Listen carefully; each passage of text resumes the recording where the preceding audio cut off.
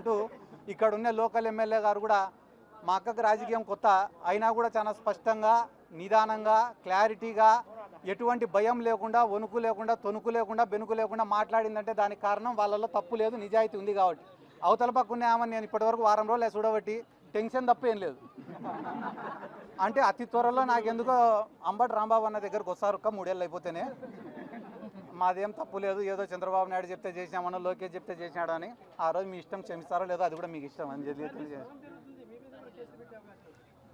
నేను అదే చెప్పినా కదన్నా, సంవత్సరం నుంచి పెడతారు.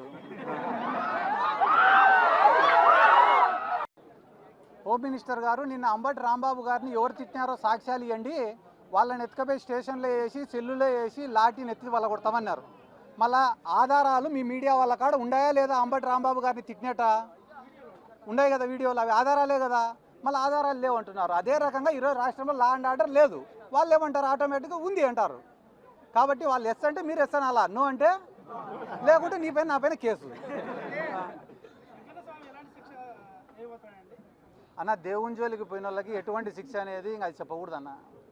ఎందుకంటే కానీ దేనితోన్నా రాజకీయం చేయొచ్చు కానీ దేవుడితో కానీ భక్తుల మనోభావాలతో కానీ చేయకూడదు. ఈరోజు ఒక వెంకటేశ్వర స్వామి అంటే ఆంధ్ర రాష్ట్ర ప్రజలకో చిత్తూరు జిల్లా ప్రజలకో మాత్రమే సొంతమైనటువంటి స్వామి కాదు కదా.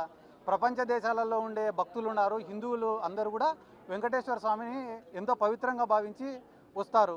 ఒకవేళ నిజంగంటేనే దాంట్లో ఏదన్నా తప్పు జరిగినా కూడా చట్టం తన పని తను చేసుకొని పోవాలా తప్ప రాష్ట్రానికి పెద్ద దిక్కుగా ముఖ్యమంత్రి కుర్చీలో ఉన్న చంద్రబాబు నాయుడు గారు ఇన్నిసార్లు ప్రెస్ మీట్ పెట్టి దాంట్లో పందికోవనో లేకుంటే కానీ బాత్రూంలు కడిగే కెమికల్ ఉందనో లేకుంటే కానీ దాని యొక్క పవిత్రను తగ్గించే పని మాత్రం చెయ్యకూడదు. అది తప్పు. ఆ పని ఆయన పూనుకున్నాడంటే కేవలం ఇది రాజకీయ స్వార్థంతో చేస్తున్నాడు తప్ప దాంట్లో నిజం లేదని అర్థం.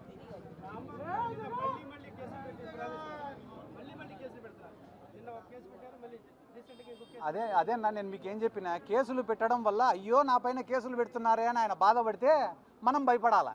ఆయన కేసులు పెట్టే కొద్దీ నేను వైసీపీ కోసం పోరాడుతానా, నాకు ఇంతకన్నా గర్వం ఏముంది అనుకుంటున్నాడు. అంత వైసీపీ పైన అంత పిచ్చి అభిమానంతోనే వాళ్ళ